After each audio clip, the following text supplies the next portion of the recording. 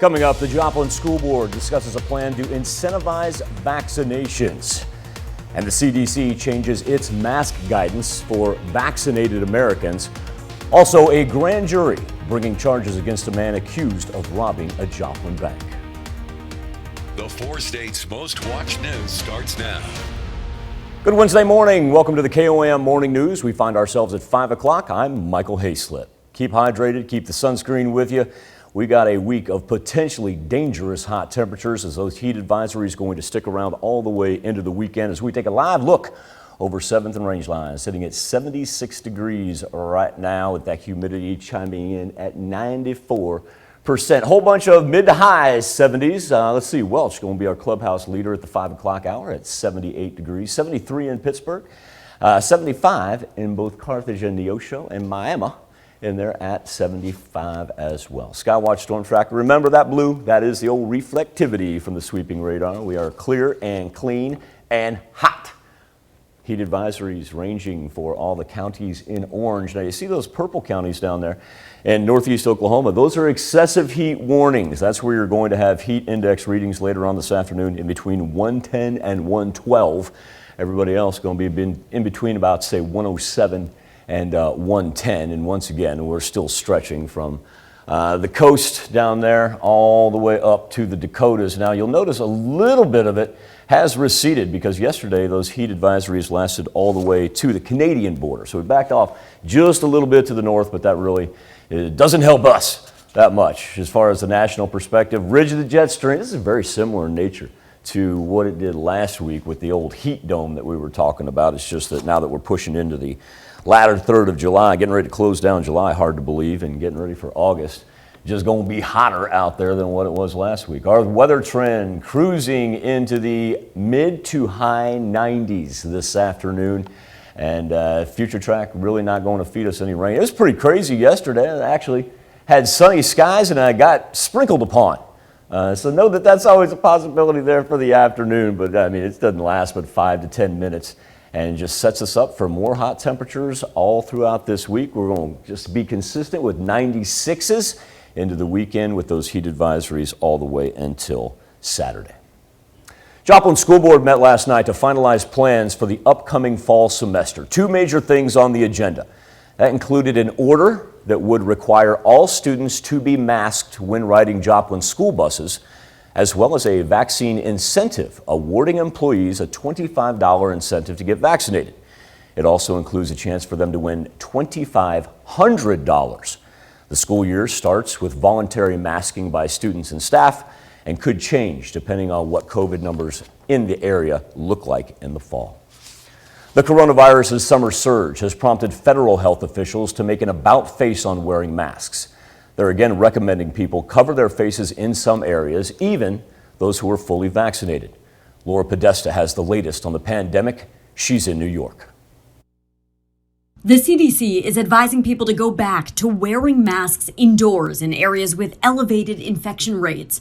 That includes more than 60% of the counties in the U.S. This is not something that we took lightly and something that I know weighs heavily with me. The new guidance applies to everyone, even those who've been vaccinated against COVID-19. It comes 2 months after the agency had relaxed its rules on wearing masks and social distancing. Dr. Anthony Fauci says the advice changed because the virus changed. We are dealing with an evasive type of a virus. It evolves. Scientists say the Delta variant is far more contagious and can even be spread by breakthrough infections in immunized individuals. The solution to all of this is to get vaccinated and get that 100 million people in the country who are eligible for vaccines who have not gotten vaccinated to get vaccinated. The CDC also issued new recommendations for schools, urging them to require students and staff to wear masks at all times, whether they've gotten their shots or not.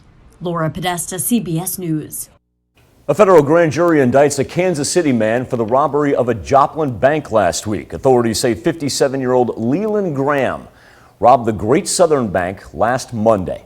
According to the court affidavit, police received a tip the next day identifying Graham as the robber. Officers in Kansas City found Graham in a car and he led them on a short chase before being caught. Graham being charged with bank robbery. In Greene County, Missouri, a judge finds a Springfield man guilty on all counts of killing his pregnant girlfriend in 2017. Derek Osborne was found guilty on 2 counts of second-degree murder, 1 count of second-degree assault.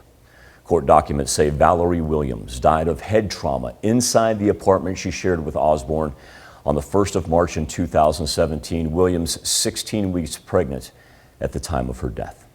The judge also revoked Osborne's bond, set a sentencing date for October 8th.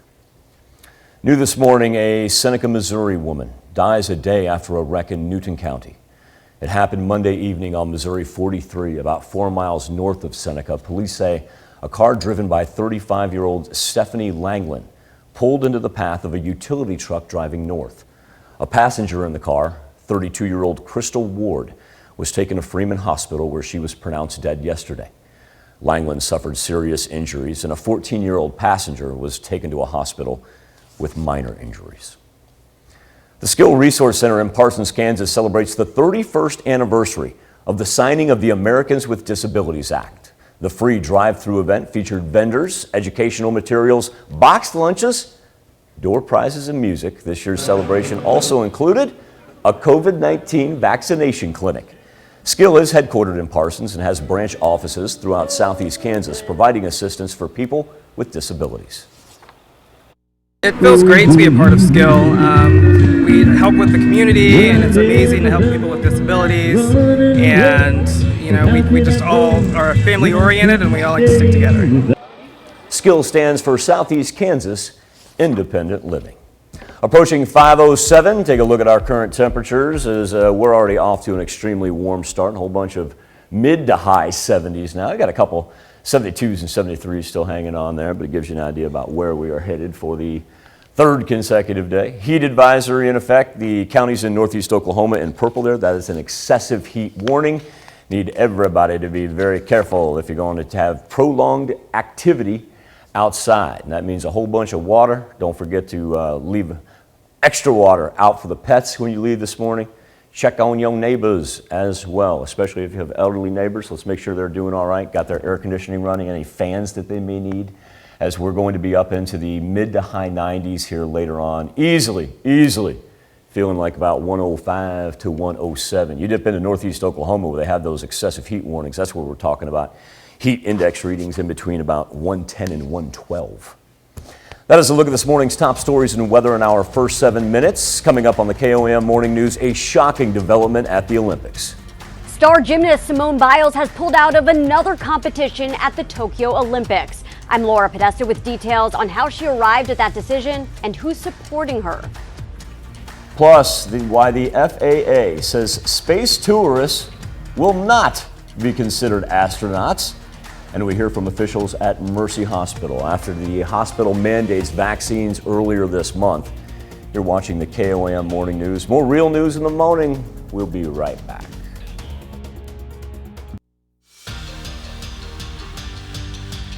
Star gymnast Simone Biles withdrew from the team competition yesterday at the 2021 Tokyo Olympics. And now we've learned she will also not be defending her 2016 gold medal in the individual all-around event. It's still up in the air whether the U.S. captain will return to the mat at all this Olympics. Laura Podesta explains why. Breaking overnight, Simone Biles has withdrawn from Thursday's individual all-around finals to focus on her mental health.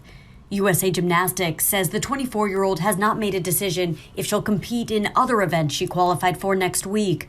Yesterday, the world's most decorated gymnast took herself injury, thankfully, and that's why I took a step back because I didn't want to do something silly out there and get injured. Jordan Childs, Sunisa Lee, and Grace McCullum guided the U.S. to silver, while Biles cheered from the sideline. I knew that the girls would do an absolutely great job, and I didn't want to risk the team a medal for kind of my screw-ups. The day before, on Instagram, she wrote, "I truly do feel like I have the weight of the world on my shoulders at times." Former Olympic gold medalist Dominique Dawes knows what that pressure feels like and how it can impact performance. Your mind then is overthinking the situation, and then you maybe balk a move, or you have a complete mental block and you are paralyzed and you freeze completely.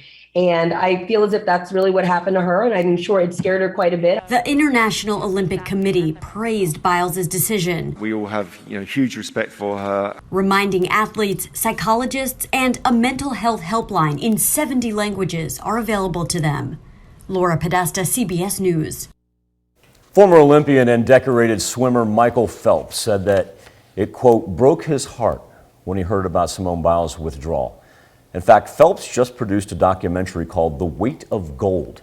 It's about the mental health challenges that Olympic athletes often face.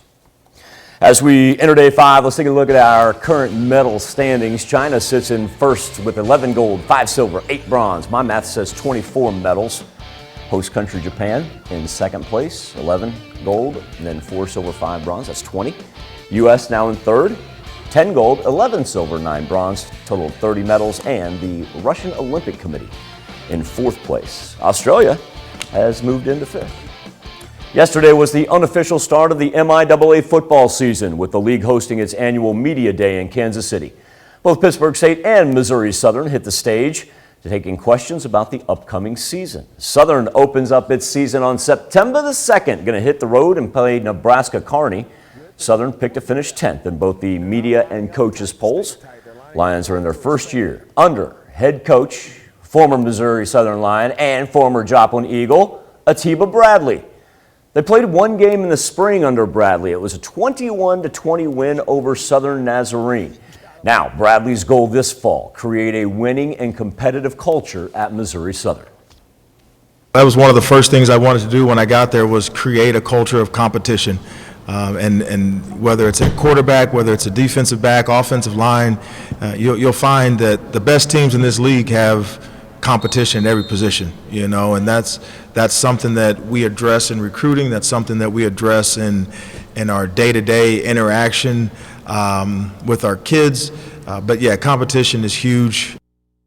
Pittsburgh State also kicks off the season on September 2nd, and they'll also be on the road. Gorillas going to go up to Warrensburg, take on the Central Missouri Mules on the 2nd.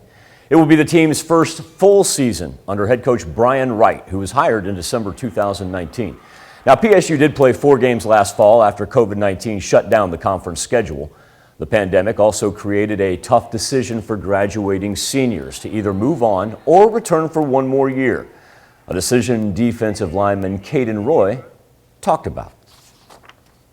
It's been a roller coaster for sure, especially just these last few years, obviously with everything going on. But I just love the university so much and this football team and what we stand for. And I couldn't handle the thought of looking back 20 years down the road going, what if I would have stayed that one year? What could we have done? So I decided to take it in my own hands, find out for myself.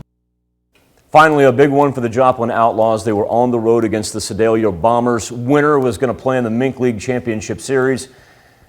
That will not be, however, the Joplin Outlaws. Our Outlaws season does come to an end last night with the Sedalia Bombers winning it 9-3. Congratulations, though, to Mark Raines and his crew for being able to finally bring some baseball back to the four states, get a full season under our belt. Got to remember, 1 year ago, we weren't able to say that about a whole lot of things. So success coming in small steps right there. Still to come on the KOAM Morning News, the Biden administration announces a new plan to process more asylum seekers amid a surge at the southern border. And a check on our 7-day forecast when the KOAM Morning News returns. Good time for a little weather on the 7s here. Every now and then, I know because we've been harping on 1952 to about 1954 as far as our records go. 2011, that creep in there every now and then here at the end of July as well, and that's what the record is for today. 104 degrees is what it was. Excuse me, back in 2011. The heat gets me choked up. So does coffee down the wrong tube. 76 degrees is where we stand over 7th and Range Line right now. A whole bunch of mid to high 70s. It is a warm, warm morning, and the humidity is just going to make us feel a little bit hotter here by the time it's said and done, with heat advisories that stretch all through our counties in orange, excessive heat warnings throughout northeast Oklahoma, indicating that the central portion of the United States is really in the thick of it, but these advisories and warnings last from Gulf Coast all the way up to South Dakota. Now, we take a look at the severe thunderstorm risk map. We really don't need to worry about that at all. We've got kind of got a big rectangle around us as far as carving out a big dry swath. So yeah, anything that you do have. It was sprinkles yesterday. It was crazy. Sunshine and sprinkles that lasted for 5 minutes. But just lock in and prepare for a hot week as we're going to roll 96s pretty much consistently all the way to the end of the month. Time now to turn our attention to the KOAM News Now Facebook page, and there it is, our morning Insta poll. Being an astronaut not what it used to be is the FAA changing its definition of who qualifies amid billionaire-driven space tourism. Michael George explains. Touchdown. Welcome back.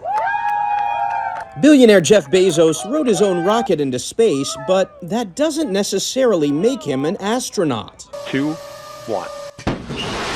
The Federal Aviation Administration changed its policy on who qualifies as a commercial space astronaut on the very day Bezos blasted off, July 20th. The FAA tells CBS News the revision, quote, changed the focus to recognize flight crew who demonstrate activities during flight that were essential to public safety or contributed to human spaceflight safety. CBS News space consultant Bill Harwood says the FAA's definition is mostly symbolic. The agency gives you a set of wings to pin to your flight suit. Think about an honorary degree from a college.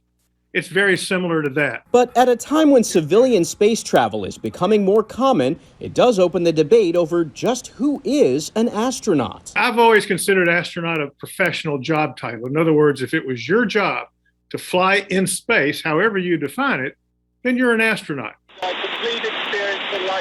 Sir Richard Branson, who made his own space flight 9 days before Bezos, may also not meet the new FAA criteria. They leave it a little bit blurry. If they think that you've done something to advance the cause of space exploration, played some role in a flight beyond merely being a passenger, they reserve the option to give you those astronaut wings. It's an argument that's mostly semantics, but one we may have to settle now that space travel is just one expensive ticket away. Michael George, CBS News, New York. So glad we don't have other things to worry about. Our question to you, should space tourists be considered astronauts? You can either log on to the Facebook page or go to komnewsnow.com/vote. We'll be back with Health Watch next. Topping Health Watch this morning, calls for making masks mandatory in healthcare settings are intensifying. Nearly 60 healthcare organizations put out a call for vaccine requirements, something our local Mercy Hospital did earlier this month. KOAM's Zach Dodge has how Mercy's mandate has been received so far. Surging COVID cases we broke a new record. Hit Mercy Hospital hard. We're discharging people and putting people right back in. Between their hospitals in Joplin and Carthage, they currently have 78 COVID patients, the highest number they've seen yet. 2 months ago, we had 14 COVID inpatients. June 27th, we had 58, and here in July, we're at 78. And so you can just see how exponentially we have grown. As the Delta variant continues to cause surges in cases, nearly 60 healthcare organizations are calling for the COVID vaccines to be required for workers in healthcare and long-term care settings. Shortly after that joint statement came out, the U.S. Department of Veteran Affairs became the first federal agency to mandate vaccines for workers in healthcare settings. Mercy Hospital President Jeremy Drinkwitz is glad to see more agreeing that vaccines should be required in healthcare settings. We know that it works. We see it. Of the 78 patients I have in the hospital right now, 95% of them are unvaccinated. Earlier this month, Mercy also mandated vaccines for employees, and since then, he says they've seen quite a few workers get the vaccine. We still have some that are trying to learn, trying to get more knowledgeable about it. There's a lot of bad information out there and a lot of untrue information that people have somehow held on to. And so I think our coworkers are walking through evaluating the truth versus the bad. When it comes to other healthcare systems, Freeman Health System says, in part, our policy remains that we are not mandating the vaccine for our employees at this time, although we are strongly encouraging our employees and the general public to get the vaccination. In Joplin, Zach Dodge, KOAM News. We'll have the full joint statement from the healthcare organizations and from Freeman Health System on our website at KOAMnewsnow.com. That's a look at today's top health story. You're watching the KOAM Morning News. Hot That's what it's going to be. It's going to be hot. It's going to be hot today. It's going to be hot into the weekend. That's why we've got heat advisories and excessive heat warnings, so I want everybody being careful outside if you have to be out for extended periods of time. We'll be back right after this. Coming up, the Joplin School Board discusses a plan to insensitize vaccinations, and the CDC changes its mask guidance for vaccinated Americans. Also, a grand jury brings charges against a man accused of robbing a Joplin bank. The 4 states' most watched news starts now. Good morning and welcome to the KOAM Morning News. It's 5:30. I'm Tanya Bach. You'll want to keep hydrated today as we push through a week of potentially dangerous hot temperatures. We take a look at the forecast with Michael. I shifted the camera off to the east right here. Thought the sky would be just a skosh lighter than what it is. We got a little light cloud cover hanging over there. 7th and Range Line is what we're looking at right now, where it is off to a very warm Wednesday morning start. 76 degrees. With the humidity still sitting at 94%.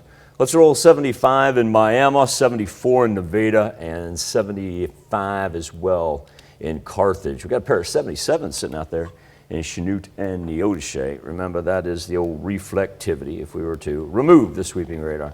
It's very dry and hot throughout most of the central portion of the United States, as indicated by the heat advisories that are in orange. And then as we dip into northeast Oklahoma, these actually sprung up around the noon hour yesterday. That's an excessive heat warning. You say, what's the difference? Well, that comes out of the Tulsa office right there, and you get the excessive heat warning. That's when you're talking about heat index readings between, say, 112, 114. The orange indicating, say, between 107 and 110. For this afternoon. So it's a minimal difference, when we're talking about temperatures that hot, really, what's the difference if you're going to be outside? We will have plenty of sunshine for today. Just need everybody to be extremely careful if you're outside. Of course, during the afternoon, that's when those dark clouds like to roll in from the south, and every now and then it'll sprinkle for 5 minutes.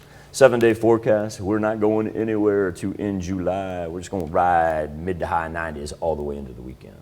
All right. Well, what are we going to do on Sunday? I know, 90 degrees is going to potentially have a heat index under 100. What in the world? I don't know what we're going to do. Monday and Tuesday, we probably end up wearing sweatshirts. I'm looking forward to next week already. I'm going to love it. So is my AC. Going to love the break. That's something else. We're going to end this month, and we're going to open up next month. We're going to open up August in the 80s. I just hope we can continue that stretch. That would be nice. All right, thanks, Michael. The Joplin School Board met last night to finalize plans for the upcoming fall semester. 2 major things on their agenda included an order that would require all students to be masked when riding Joplin school buses, as well as a vaccine incentive, awarding employees a $25 incentive to get vaccinated. It also includes a chance for them to win $2,500. Oh yes, I'm pleased because anything that our district can do to help increase the safety of our faculty, our staff, our students, and then ultimately the greater community is worth looking into, and also to minimize quarantines and keep us open. School year will start with voluntary masking by students and staff and could change depending on what COVID numbers in the area will look like in the fall. The CDC now says vaccinated people in COVID-19 hotspots, such as this entire viewing area, should return to wearing masks indoors. The CDC cites new information about the ability of the Delta variant to spread among vaccinated people and now recommends that even vaccinated people return to wearing masks indoors in parts of the U.S. where the coronavirus is surging. As you can see on this map provided by the CDC, that includes all of Southwest Missouri, Southeast Kansas, Northeast Oklahoma, and Northwest Arkansas. CDC also recommends indoor masks for all teachers, staff, students, and visitors to schools, regardless of vaccination status. Most new infections in the U.S. continue to be among unvaccinated people, but breakthrough infections, which generally cause milder illness, can occur in vaccinated people. The Springfield Greene County Health Department says COVID-19 is affecting younger people. 4 of the latest deaths were 2 people in their 30s and 2 in their 40s. Joe Hickman reports the rise in the death rate is causing another problem. With a combined 34 COVID-19 patients dying since Friday at both Cox and Mercy, it's a morbid topic that nobody really wants to talk about. But the seriousness of the Delta variant surge in the Ozarks is causing the subject to be broached, because it's not just the treatment facilities that need expanding. We have seen an increase in demand for a morgue. Last year we did expand it, and we're expanding it further. We've actually brought in a portable piece of technology that allows bodies to be cooled in a place outside the morgue. So we have had to expand that because the mortality has gone up so much lately. We do have a mobile morgue. We have not activated it to this point, but we can expand with the mobile morgue if needed, which we hope we don't have to do. Cox's current morgue can hold 15 bodies, with the additional space holding up to a dozen more, which still may not be enough if the current trends continue. We've had over 4,000 admissions for COVID, and with 549 deaths, that means 13.5% of our admissions have died. And when we look in our ICUs, about 40% of the patients that are in the ICU don't make it out of the ICU. So we certainly see the severity of this disease, and it does motivate our interest in expressing how severe this disease can be. Mercy did not have any numbers available on its morgue, but the recent death toll is enough to sound the alarm. Over the last specifically 4 days, we've had 15 deaths. And again, another concerning number. That death toll is leading to our patients' families, their friends, neighbors, creating a very difficult situation. It's also creating a very difficult situation for our workforce. And considering the victims' ages are getting younger and younger, and virtually all are unvaccinated, please make the time to get your vaccine. Please spare your family the heartbreak we're seeing in our hallways every day.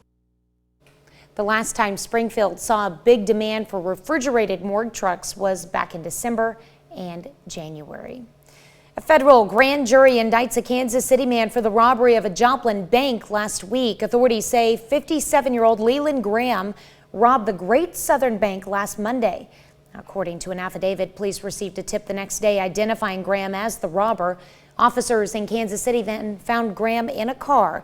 He led them on a short chase before they caught him. Graham is charged with bank robbery. Federal court sentences a Joplin man for child sex crimes. Authorities say 29-year-old Clinton Yeats met a 15-year-old through a dating app and solicited sex from the minor. Yeats received a 14-year sentence with 15 years of supervised release after incarceration. USDA releases a $4,800,000 loan for the city of Erie, Kansas. The loan comes from the Rural Economic Development Program. Through the program, the USDA provides zero-interest loans and grants to utilities. This loan will be used to help the city of Erie buy and operate Stubbs Market, the only grocery store in Erie. That's a look at our top news stories. Coming up this half hour on the KOAM Morning News, Ecuador revokes the citizenship of WikiLeaks founder Julian Assange. We'll have the latest. Plus, heartbreaking video of a husky abandoned by his owner goes viral. We're going to tell you how Nanook found his new home. But first, it's 5:37. Good old Nanook of the North. Weather trend pushing up into the high 90s later on today. Heat advisories lasting all the way into the weekend. Be very, very careful if you're outside for prolonged periods of time. Whole lot of water is what we're going to need here to wrap up the month of July. We'll be back with World Watch next. Topping World Watch, the Biden administration will speed up processing of asylum claims at the U.S.-Mexico border while fast-tracking expulsions of some migrant families. Government officials unveiled the plan on Tuesday. All of this as the coronavirus resurgence is having a major effect on Border Patrol agents and those people trying to get into the country. Rich Edson is in La Joya, Texas with the latest. Last one. Border Patrol agents say they're running out of water and have to buy cases themselves. They've encountered hundreds of migrants today around La Joya, Texas. That's on top of the 20,000 Border Patrol agents say they apprehended last week alone in the broader Rio Grande Valley. Officials in nearby McAllen say they've never seen this many migrants travel through their city. With COVID rates rising, they say they're urging the Biden administration to maintain a policy that denies certain migrants entry into the United States because of the pandemic, an authority known as Title 42. We just know that if it goes away, we can expect our numbers most likely to increase dramatically. Administration officials have considered terminating Title 42 as early as this month. The White House says the authority will remain in place as long as health officials recommend it. Customs and Border Protection says it has expelled more than 750,000 migrants under Title 42 since October. In the Rio Grande Valley sector, about 70 Border Patrol agents have tested positive for COVID-19. More than a quarter of the unaccompanied children deported this week have also tested positive. That's according to Congressman Henry Cuellar. He represents this area. The Department of Homeland Security has just announced several new initiatives designed to address this border surge, including an expedited removal process for families that have no valid claim to enter the United States. Texas officials say that falls short. It won't make a difference. We have to close the border. The Biden administration says it will also accelerate rulings on asylum applications. We are making reforms to increase the efficiency and expedition of that process that have never been made before and that are long overdue. Border Patrol agents say they are overwhelmed with processing and paperwork given the number of migrants who are passing through. Many are then released into the country with notices to appear at a court date later on. An explosion at one of Germany's biggest chemical industrial parks has been declared an extreme threat. The blast at the fuel depot at Chem Park Tuesday in the city of Leversken sent plumes of black smoke into the sky. At least 5 people are missing, with over a dozen others injured. German officials are warning residents to stay inside and close doors and windows due to the possible release of toxic gas. They also shut down several nearby major highways. Ecuador revokes the citizenship of Julian Assange. The WikiLeaks founder, who is from Australia, became a naturalized citizen of Ecuador in 2017. He spent almost 7 years in Ecuador's London embassy, protected by asylum status, avoiding extradition to Sweden, where he was accused of sexual misconduct. He was also wanted in the U.S. on a conspiracy charge. Assange is now in prison in the U.K. for violating his bail conditions. His lawyer plans to appeal the citizenship ruling in Ecuador. That's a look at some of your biggest headlines from around the world. Let's toss it over to Michael for our Something to Talk About. Thank you, Tanya. On the KOAM News Now Facebook page and our morning Insta poll, Jeff Bezos and Richard Branson may have gone to space, but they're not officially recognized as astronauts, at least by U.S. government standards. The FAA changing its criteria to receive commercial astronaut wings. Coffee just getting me. Now, before, travelers only had to fly an altitude of at least 50 miles. Now they have to do that and demonstrate activities during flight that were essential to public safety or contributed to human space flight safety, because Branson and Bezos both hit that 50-mile marker. FAA says the change aligns more directly with the agency's goals. Like I said, I guess this is the biggest thing we have to worry about now. Should space tourists be considered astronauts is our question to you. And right now, just coming out of the box, 96% of you going, no, they are not astronauts. You can make your voice heard either by going to our Facebook page, KOAM News Now, or KOAMNewsNow.com/vote. I'll take you right to the poll. We'll be back with the news you need to know before you head out the door right after this. When video of an abandoned husky surfaced, showing the dog trying to run after the vehicle that left him, it went viral. Ginny Moose reports on an arrest and the husky's new home. He may not yet know how to give you his paw. No, give me paw. But this is a puppy who made a lasting impression by being abandoned on a Texas road. A pet rescue activist noticed suspicious behavior and started recording as a young man took off the dog's leash and got back in the Jeep. The vehicle took off, leaving the husky running in vain after it. A sight so sad it was enough to make your voice husky. Even little Maddie was distressed. And I saw him run after the car. It just made my heart feel like broken. The video went viral and the Clapsaddle family couldn't resist. I knew that was my dog and I needed to go get him. Catherine Clapsaddle says the addition of the husky makes her family complete. They're fostering him, hoping to adopt. They named him Nanook after the dog in the movie The Lost Boys, because Nanook was a protector against vampires, and because their Nanook is a bit of a lost boy. Within 2 days of Nanook being abandoned, the El Paso County Sheriff's Office arrested the driver. 68-year-old Luis Antonio Campos was charged with animal cruelty. The Sheriff's Office says an additional arrest is expected. The first suspect's attorney had no comment when contacted by CNN. True, Nanook can't read the welcome sign his new family made for him, and he needs his rest. He gets tired really fast though, so takes a lot of naps because he's just a baby. But instead of chasing his owner's car, he's now just climbing in. Instead of running after a Jeep, he's running after a ball. Nanook, welcome home, buddy. It's nice to have you. Yeah, it's very, very nice to have you. You're going to be very, very happy here. Oh, I'm glad to see Nanook has a happy home now. Love the name. Yes. Good old Nanook of the North. All right. So you want to be a spaceman? I do. Actually, it's an Oasis song. Okay.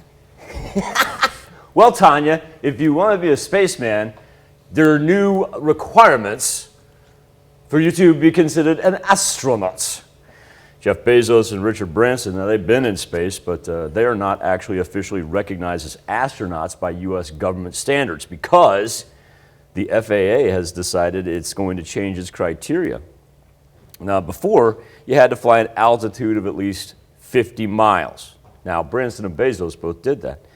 But the FAA has changed it so you have to demonstrate activities during flight that were essential to public safety or contributed to human space flight safety. FAA says the change aligns more directly with the agency's goals. And it's been tongue-in-cheek when I've been saying this all morning, but I have been saying, well, if that's all we have to worry about, let's make it our Insta poll this morning. Should space tourists be considered astronaut? We came out of the box at like 95%, and I'm like, it's not gonna grow any more than that. No, 97% right now say no. Space tourists should not be considered astronauts. You can make your voice heard by going to KOAMnewsnow.com/vote. We'll come back, update the old Skywatch Storm Tracker right after this.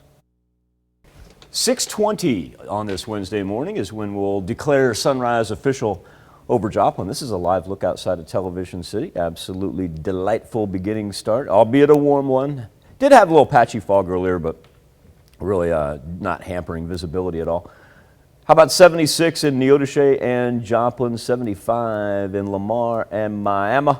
And we've got 73 in Fort Scott and 74 in Nevada. It is a hot one out there this afternoon. Heat advisories, and then that purple, that indicates an excessive heat warning. Be back with more KOAM morning news right after this. Coming up, the Joplin School Board discusses a plan to insensitize vaccinations. And the CDC changes its mask guidance for vaccinated Americans. Also, a grand jury brings charges against a man accused of robbing a Joplin bank. The 4 states' most watched news starts now. Good morning and welcome to the KOAM Morning News. At 6 a.m., I'm Tanya Bach. You'll want to keep hydrated today as we push through a week of potentially dangerous hot temperatures.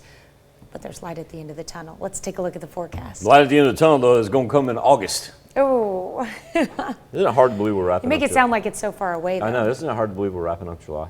Right? What in the world? As a matter of fact, coming up here in just a little bit, we're going to talk about back-to-school shopping. Oh, man. I know. I did that interview yesterday. I was put like, that on my to-do gosh, list. I can't believe we're already talking about this. Live look over 7th and Range Line, where we've got current conditions that sit at 76 degrees. Going to be a muggy morning as well. Humidity at 94%. 74 in Cassville, 77 in Chanute, 75 in Miami and in Carthage. Skywatch Storm Tracker, clear as a bell. Just Midwest, just hot. Central United States, just hot. heat advisory for counties in orange, excessive heat warnings for counties in purple. It's a weather trend that's going to send us up into the mid to high 90s later on, and with those advisories and warnings in effect, feeling in between 107 and 110 for the most part. Not going to be surprised if down to the south we don't see anywhere from 112 to 114. Future track keeps us dry. Get those clouds that kind of roll in from the south. Farther south you go. As a matter of fact, yesterday I've been telling this story. It's sunny as can be, and out for a walk and sprinkled on me. It was absolutely delightful because the rain was nice and cold. Absolutely loved it. But the heat's not going to go anywhere. Like I said, we're going to wrap up July in a mid to high 90 fashion. And then all of a sudden, yeah, we flipped the calendar to August and we dumped some 80s up there. I'll take it. Well, I don't understand it, but I'll take it. Yeah. Mother Nature's like checking off the days. She's like, August. I'm going to take a couple days of August off. Yeah, I've tortured him long enough. Right. We'll be nice again. We'll see how long that lasts, though, because she is a fickle mistress. There you go. All right, thanks, Michael. The Joplin School Board discusses plans for starting the school year safely. KOAM's Bronte Soronsky explains what Joplin Public School students can expect this fall. At Tuesday's Joplin School Board meeting, although there were many items up for discussion, the two biggest items had to do with the safety of returning to school this upcoming fall. Now, Joplin school students will be required to mask on school buses regardless of their vaccination status. But the CDC has issued an order that all public transportation will fully mask, covering mouth and nose, regardless of vaccination status. And an order is different from guidance in that it carries the force of law. It is not used frequently, but when it is used, then the district has made the decision that we will follow the order. But the biggest discussion of the night, and the one that gathered a lot of attention from the board, had to do with an incentive program aimed at getting more Joplin school staff vaccinated. State of Missouri, Missouri Southern, our own city are some examples of entities that have already decided to incentivize the vaccine. Within our county, we're below state average in terms of vaccination, and we are very interested in making sure that all of our staff, as well as our students, are as safe as possible. Originally, substitute teachers were included in the pool to win $2,500, but the school board decided to have them involved in the $25 offer only. Incentive is $25 per employee, and also $25 for people that are in our substitute pool. And then a further incentive for our employees, but would not be available to our substitute pool, is also the opportunity at 4 $2,500 payments. Which the school superintendent hopes can keep everyone healthy enough to keep in-person learning available. Hopefully this will incentivize even more to do so and help us keep school open. In Joplin, Bronte Soronsky, KOAM News.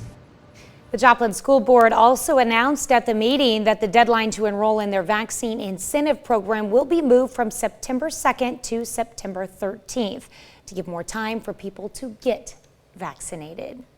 The CDC now says vaccinated people in COVID-19 hotspots, such as this entire viewing area, should return to wearing masks indoors. The CDC cites new information about the ability of the Delta variant to spread among vaccinated people, and now recommends that even vaccinated people return to wearing masks indoors in parts of the U.S. where the coronavirus is surging. As you can see on this map provided by the CDC, that includes all of Southwest Missouri, Southeast Kansas, Northeast Oklahoma, and Northwest Arkansas. The CDC also recommends indoor masks for all teachers, staff, students, and visitors to schools, regardless of vaccination status.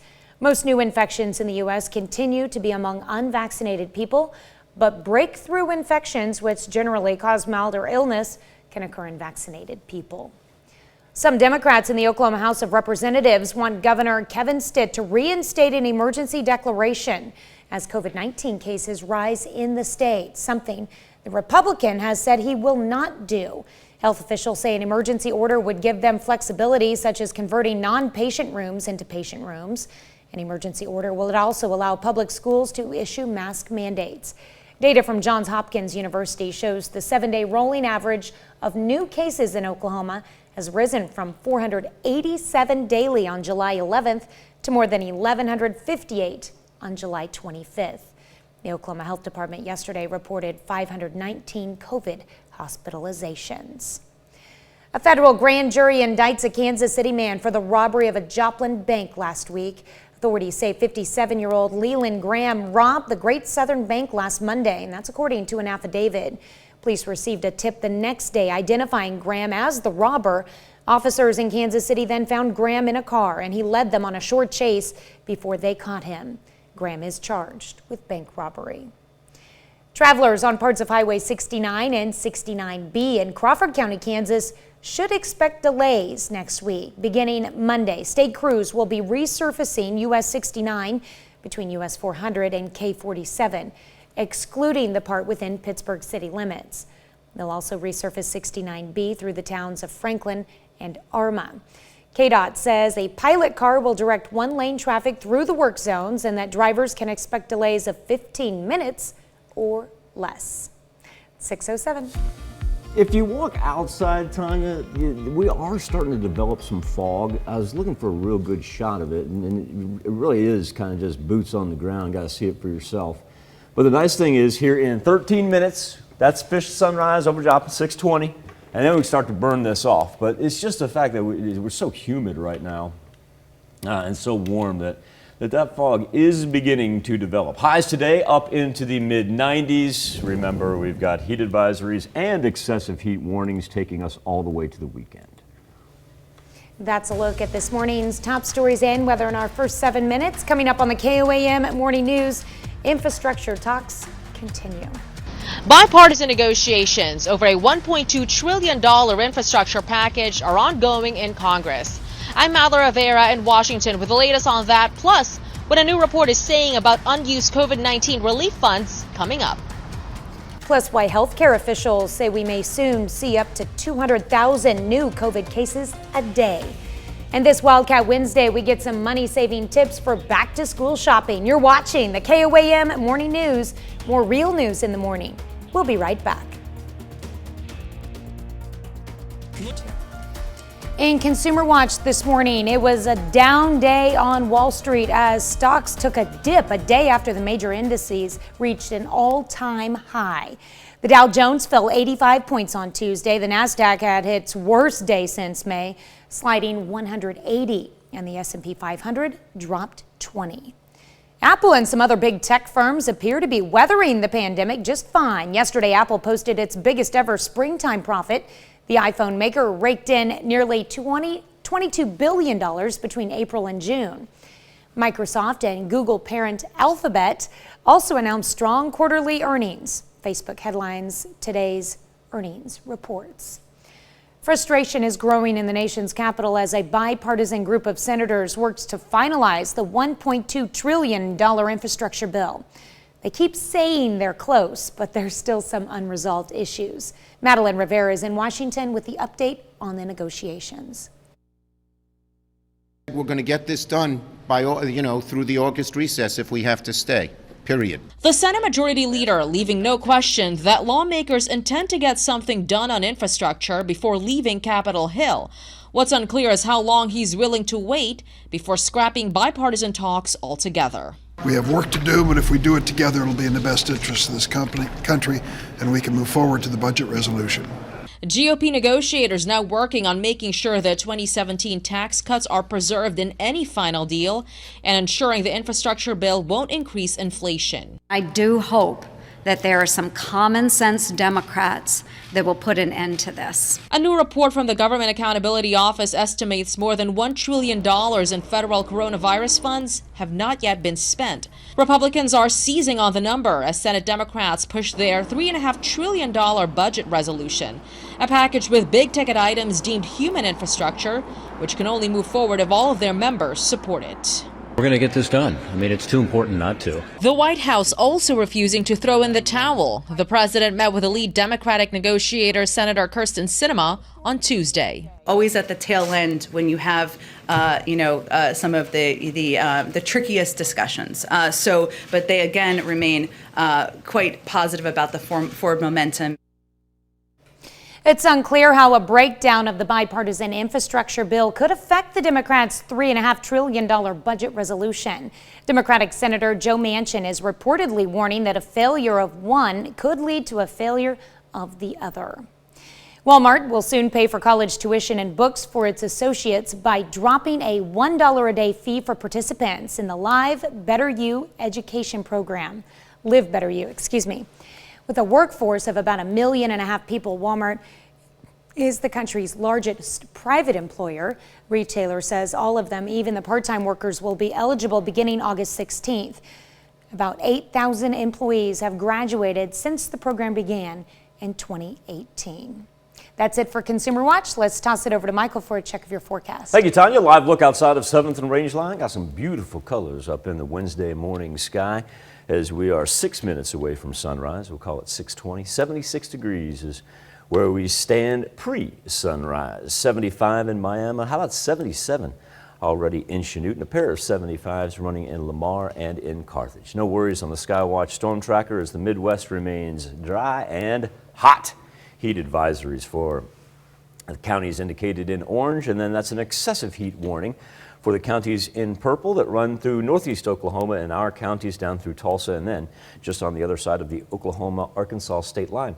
We see these run all the way to the Gulf Coast. We have had a little recession of our heat advisories as far as the far north through North Dakota and Wyoming, but it's no help for us, as the heat dome is just going to hang over us all the way through the end of July. Severe thunderstorm risk map, we'll be keeping our eyes up by the Great Lakes later on this afternoon because they have the potential for the high threat of severe weather, but we've got a nice little rectangle carved out around us and really no worries except for trying to keep comfortable. I don't know if you can keep cool, but let's just go for comfortable because we'll be in the mid 90s, high 90s later on today. So feeling about like, say 107 to 110, and we'll just take that theme and ride that all the way into the weekend. We'll be back with a Wildcat Wednesday and talk some back to school shopping right after this. Back to the KOAM morning news. It is amazing that the month of July is just kind of whipped past us. We're getting ready to turn the calendar into August, and of course, for all us parents, we know what that means. Time to plan on going back to school. We're fortunate enough on this Wildcat Wednesday to be joined by Julie Smith from the Kansas State Research and Extension Office, part of the Wildcat District. Julie, thank you so much for your time this morning. First off, I want to start by for having you explain to people a little bit about your background and your key role as an extension agent and why this comes into play here when we talk about back to school. Well, good morning. So my specialty with Extension is family resource management, which deals with money. So I wanted to visit with you this morning a little bit about how to save money going back to school. It seems like it always comes up faster than we think it's going to. And a lot of times we haven't really budgeted or planned for the back to school. So I've got some tips this morning on maybe how to save some money as we get our kids back into the classroom this fall. Well, I greatly appreciate you doing that for all of us parents around here because we've run a number of stories leading up to this that talk about the fact that supplies, clothes, you name it, everything's getting more expensive seemingly. So the first thing, before I even walk into the store, I guess really my back to school shopping needs to start at home, right? That's right. So the most important thing we can do is make a plan. Before you hit the store, you want to make a list of everything you need, from shoes and backpacks to markers and folders. Go in with an actual plan so that you are able to check those items off your list. That saves you from going back into the store multiple times, from forgetting things. And also, you know how it is, how we go into the store without a list and we end up with all kinds of things in our cart that we really didn't need. And that makes our total a lot higher. So if you have a plan going in, that'll help. And the child tax credit prepayments hit at a good time this year. So if you haven't spent that yet for July, or you'll be getting another one in August. So be able to use some of those funds that the government gave us an advance on this year in a smart way and getting our kids back in. Great point. And I guess if I'm sitting at home and I'm making that plan, that also gives me a chance to do a little price comparison and see who's running a deal every now and then, right? Yep, it's important always, I say, to shop sales, but especially right now. A lot of stores are running great sales, even in July, on back to school. And I'm hearing that there may be a shortage of school supplies due to COVID. So I would recommend don't wait. Get your plan, get your list, and get out into the stores and shop those sales as soon as possible. Julie, I know that you're extremely busy because, hey, if you're out and about coming weekend, you may see Julie. Where are you going to be, ma'am? So Crawford County Fair starts next week. It's August 4th through the 7th. Some of our judging starts this weekend with our 4-H kids, but it's going to be a great time at Crawford County Fairgrounds in Girard. A couple of nights of rodeo, tractor pull, demolition derby, and of course, all the 4-H kids have been working so hard on their projects all year. So we really encourage you to come out and eat some good fried chicken from the Angels Cafe, visit our vendors, and see all the projects that the kids have worked hard on this whole year. So if anybody's out there, you run into Julie, you run into me, make sure you tell us hello because we absolutely love that place out there. And thank you for the little Angels Among Us push. That's greatly appreciated, Miss Smith. Julie Thank you Smith, so much. Her concentration is finances and helping us save money and talking about back to school. Julie, thank you so much for your time this morning on this Wildcat Wednesday. Thank you. All right, we'll be back with more KOAM Morning News right after this. Topping Health Watch this morning, listen to this number, 200,000 new COVID-19 cases every day. That's what a former CDC director says could happen in the U.S. within the next 6 weeks. And as Britt Conway reports, already nearly half of the country is seeing high transmission of this deadly virus. Pfizer, Moderna, Johnson & Johnson. 3 COVID-19 vaccines are shot at ending the pandemic, but millions don't want them. Now we're averaging more than 50,000 new COVID-19 cases a day, up more than 60% over last week's 7-day average, and hospitalizations more than doubled over the last 3 weeks. Delta is doing damage around the country. Nearly 44% of counties have what the CDC considers to be high COVID-19 transmission. That means 100 or more cases per 100,000 people, or at least a 10% positivity rate in the past 7 days. It's just about every county in Missouri, Louisiana, Mississippi, and Alabama. In Arkansas, it's every county. Same with Florida, which had more COVID-19 deaths over the past week than any other state. More than 90% of the patients who are being admitted to the hospital are unvaccinated. They're desperate because they're gasping for air. Unfortunately, we're having people that are very young with no preconditions, and they're getting pretty sick. Healthcare workers are exhausted. We kind of really haven't had a chance to recuperate and recover, and now we're right back into it. These patients are very difficult to take care of. We have to adapt to a world with COVID in it. We have to adjust our expectations to this new reality. It gets emotional. It's difficult to watch this day in and day out. I'm Britt Conway reporting. Calls for vaccine mandates in healthcare settings increase as the Delta variant spreads in the nation. Nearly 60 healthcare organizations are calling for vaccines to be made mandatory for workers at all healthcare and long-term care settings. Mercy Hospital has been requiring workers to be vaccinated since the beginning of the month. Mercy President Jeremy Drankwitz says a lot of the staff has received vaccines since then, but some are still questioning things. There's a lot of bad information out there and a lot of untrue information that people have somehow held on to. And so I think our coworkers are walking through evaluating the truth versus the bad. Freeman Health System says in part our policy remains that we are not mandating the vaccine for our employees at this time, although we are strongly encouraging our employees and the general public to get the vaccination. Dementia cases worldwide are expected to triple by the year 2050, and that's according to the Alzheimer's Association. As the population continues to age, cases are rising and so are deaths. But researchers say making lifestyle changes and better education on prevention can help. That's a look at some of today's top health stories. You're watching the KOAM Morning News. Lock in for another hot day. Temperatures rising up into the mid to high 90s. We've got not only heat advisories, but excessive heat warnings in effect for just about all of the 4 states. And we're going to ride this all the way to the end of July before we finally get a break at the beginning of August.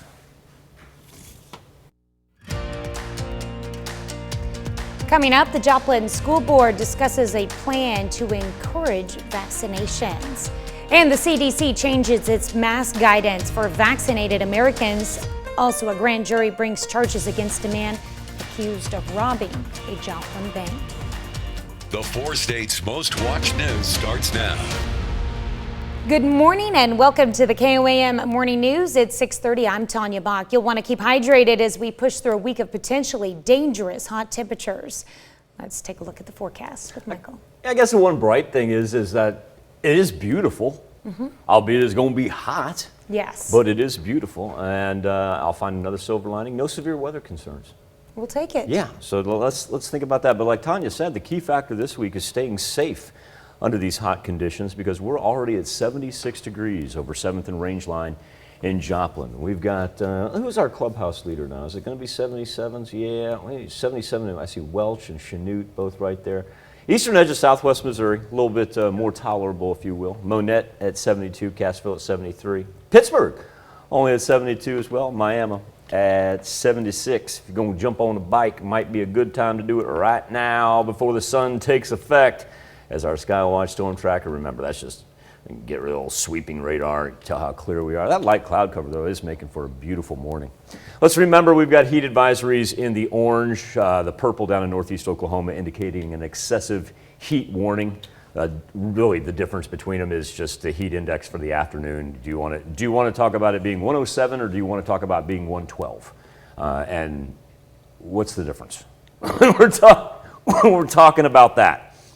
Highs today in the mid-90s, but once again, factor in the humidity. The wind hasn't been a factor. That's the thing. Usually we get some of these temperatures like this, and we got to factor in wind and humidity. Frankly, Tanya, it's just been the humidity. It's just made it sticky outside for the afternoons. Yeah, for sure. Big difference too when you get some afternoon cloud cover. Had afternoon cloud cover yesterday. It was absolutely gorgeous. Was feeling great. Then those clouds kind of moved off and that sun hit back again. I'm like, oh man, here we go. Yeah. Well, we've been, I can't say we've been spoiled because we've been getting the hot temperatures now. Now we're due for another break. Yep. We will, and really like you can tell, beginning Sunday. Sunday's normal for this time of year. So yeah, if we can get to Sunday, everybody stay safe until Sunday will be good. We could do it. Stay hydrated. Wear lots of sunblock. Neighbors and pets. Yes. Check on them. Check on them. Yes, for sure. All right. Well, the Joplin School Board met last night to finalize plans for the upcoming fall semester. 2 major things on their agenda included an order that would require all students to be masked when riding Joplin school buses, as well as a vaccine incentive awarding employees a $25 incentive to get vaccinated. It also includes a chance for them to win $2,500. The school year will start with voluntary masking by students and staff and could change depending on what COVID numbers in the area will look like in the fall. The CDC now says vaccinated people in COVID-19 hotspots, such as this entire viewing area, should return to wearing masks indoors. The CDC cites new information about the ability of the Delta variant to spread among vaccinated people and now recommends that even vaccinated people return to wearing masks indoors in parts of the U.S. where the coronavirus is surging. As you can see on this map provided by the CDC, that includes all of southwest Missouri, southeast Kansas, northeast Oklahoma, and northwest Arkansas. CDC also recommends indoor masks for all teachers, staff, students, and visitors to schools, regardless of vaccination status. Most new infections in the U.S. continue to be among unvaccinated people, but breakthrough infections, which generally cause milder illness, can occur in vaccinated people. A federal grand jury indicts a Kansas City man for the robbery of a Joplin bank last week. Authorities say 57-year-old Leland Graham robbed the Great Southern Bank last Monday, and that's according to an affidavit. Police received a tip the next day identifying Graham as the robber. Officers in Kansas City then found Graham in a car. He led them on a short chase before they caught him. Graham is charged with bank robbery. New this morning, a Seneca, Missouri woman dies a day after a wreck in Newton County. It happened Monday evening on Missouri 43, about 4 miles north of Seneca. Police say a car driven by 35-year-old Stephanie Langland pulled into the path of a utility truck driving north. The passenger of the car, 32-year-old Crystal Ward, was taken to Freeman Hospital where she was pronounced dead yesterday. Langland suffered serious injuries and a 14-year-old passenger was taken to the hospital with minor injuries. Next Tuesday, voters in Columbus, Kansas will decide the fate of a proposed school bond. School district is seeking $14.5 million to pay for additions, including a safe room, a new cafeteria, and new classrooms at the Central Campus and high school. If approved, a Columbus resident with a $100,000 home would pay a little more than $109 in property taxes. The school superintendent says it would be a worthy investment for the community's future. I think it'll be positive. It's part of our economic development in our communities, improving schools, and Columbus has a lot of positives going on. And if we can get some housing going, I think this will strengthen our community, which will strengthen, our people and provide better opportunities for them. Again, voters will decide on the bond proposal next Tuesday, August 3rd. City of Joplin's online payment option is now back online. It was down due to what the city describes as network security incident. City officials say their investigation into that incident is ongoing. Drivers in Crawford County, Kansas should expect delays next month on US 69 and US 69B. Starting Monday, state crews will be resurfacing US 69 between US 400 and K47, excluding the part within Pittsburgh city limits. They'll also resurface 69B through the towns of Franklin and Arma. KDOT says a pilot car will direct one-lane traffic through the work zones and that drivers can expect delays of 15 minutes or less. The USDA releases a $480,000 loan for the city of Erie, Kansas. The loan comes from the Rural Economic Development Program. Through the program, the USDA provides zero-interest loans and grants to utilities. This loan will be used to help the city of Erie buy and operate Stubbs Market, the only grocery store in Erie. Chief star Patrick Mahomes is joining his future wife, Brittany, as a part owner of a soccer club. Sporting KC, the MLS team in Kansas City, announced today Mahomes has bought a portion of the franchise. This is just another investment in the city for Mahomes, who already owns a portion of the Kansas City Royals. That's a look at our top news stories. Coming up this half hour in the KOAM Morning News, the January 6th Commission kicks off with testimony from 4 Capitol Police officers. We'll have a recap from day 1 of the hearing. Plus, should space tourists be considered astronauts? We let you weigh in our Something to Talk About, but first it's 6:37. Be heat wary for the next 4 days as temperatures will be in the mid to high 90s. We've got heat advisories and excessive heat warnings all the way through the weekend. We'll be back with Nation Watch next. Topping Nation Watch this morning, 4 officers who defended the Capitol during the January 6th attack delivered dramatic and emotional testimony before a House committee yesterday.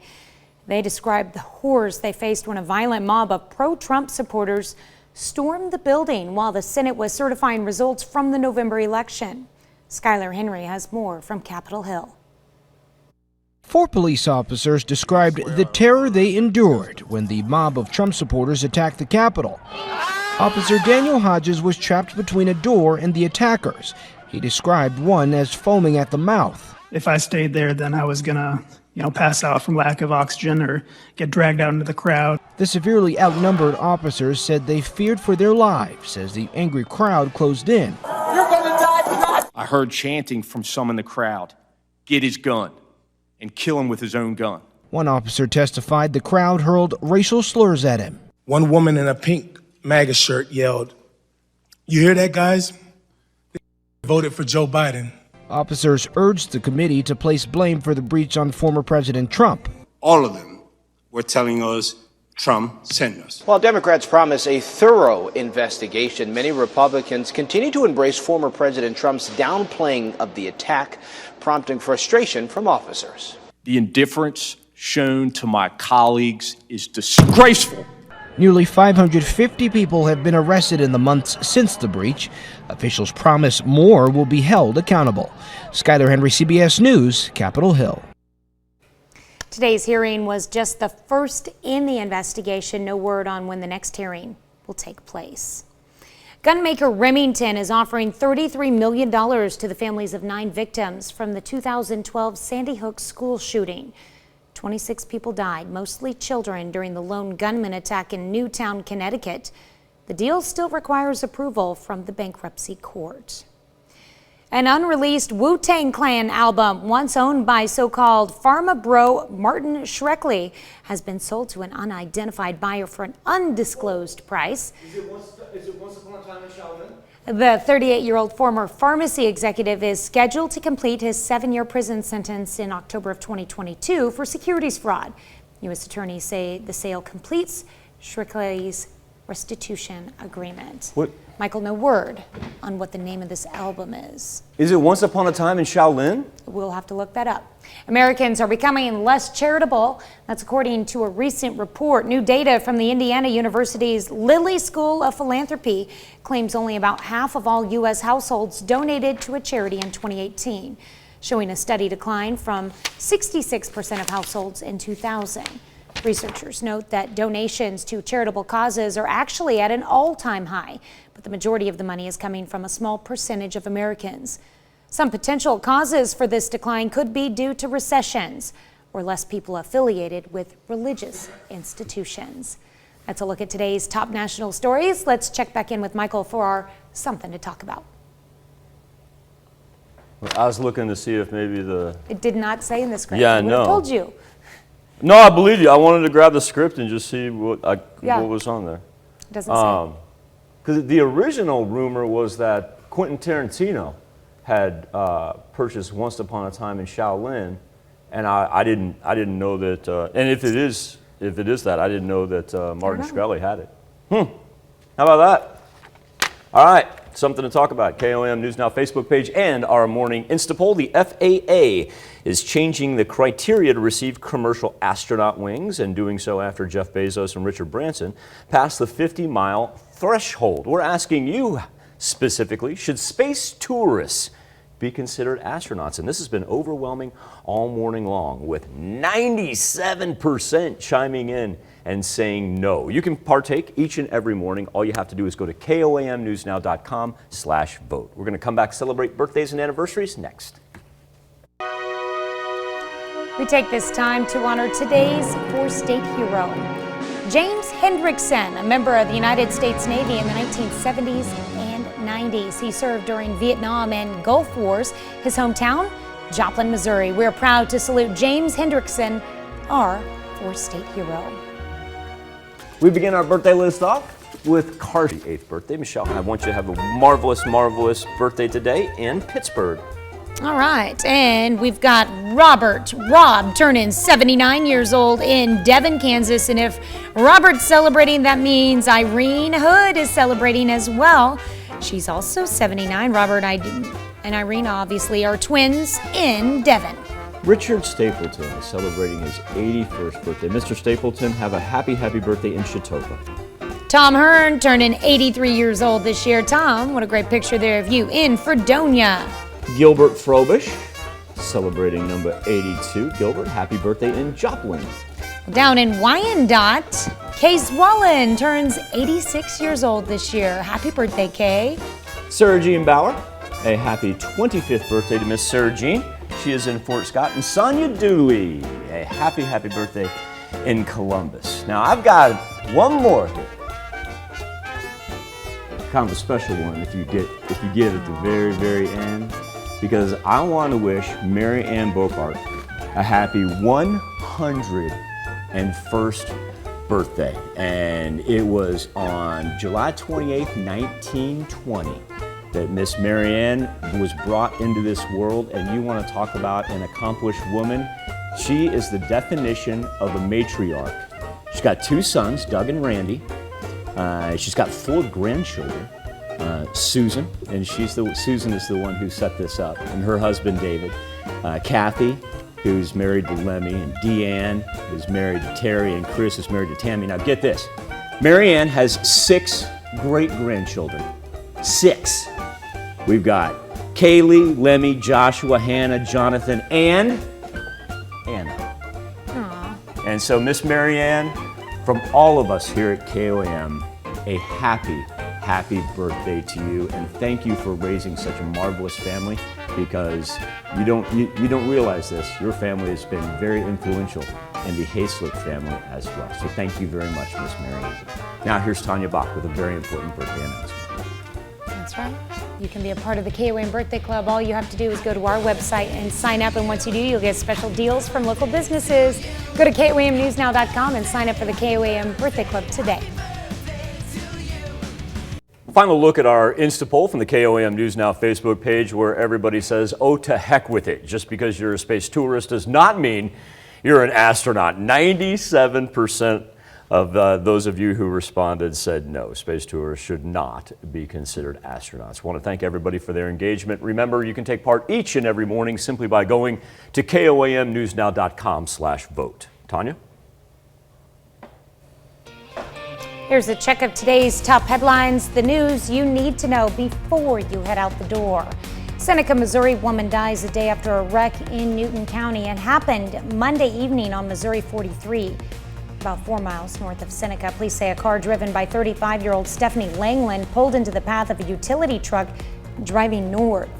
A passenger of the car, 32-year-old Crystal Ward, was taken to Freeman Hospital, where she was pronounced dead yesterday. Langland suffered serious injuries, and a 14-year-old passenger was taken to the hospital with minor injuries.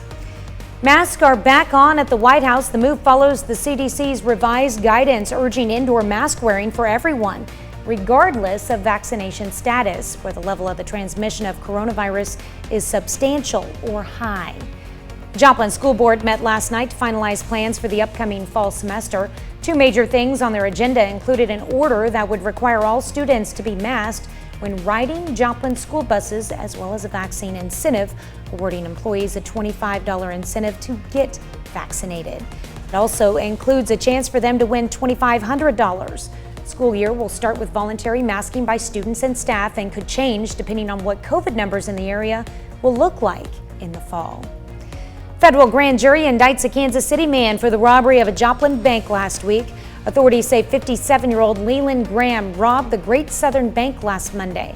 According to an affidavit, police received a tip the next day identifying Graham as the robber. Officers in Kansas City then found Graham in a car, and he led them on a short chase before they caught him. Graham is charged with bank robbery. That's a check of today's top headlines, the news you need to know before you head out the door. Hot Wednesday ahead, temperatures up into the mid to high 90s with heat advisories and excessive heat warnings lasting all the way into at least tomorrow. Very, very warm overnight. Don't have any wind concerns nor any severe weather chances. Just a matter of making sure you stay safe if you're going to have prolonged periods of time outside. As somebody best described it to me this morning, you got to be a shark right now if you want to do anything outside, because it's like drinking the air. It's already so humid. All right, well, coming up today at noon, we're making teriyaki chicken thighs in the Mr. Food Test Kitchen. Of course, your morning news continues on KOAM. We've got the CBS Morning News. That's coming up next. Or you could switch on over with us on Fox 14, where your only local morning news continues. And if you missed it, we're going to recap our Wildcat Wednesday. Julie Smith stopped by, gave us some great tips and how to develop a plan before we go, can't believe I'm saying this, back to school shopping. My goodness, it's already here. That wraps it up for this Wednesday edition. Hey, remember, a lot of sunscreen, a lot of water. Take care of the pets before you leave the house. Check on your neighbors when you get home, and do me a favor, be safe. We'll do this all again tomorrow morning. And we're going to do it again today at noon.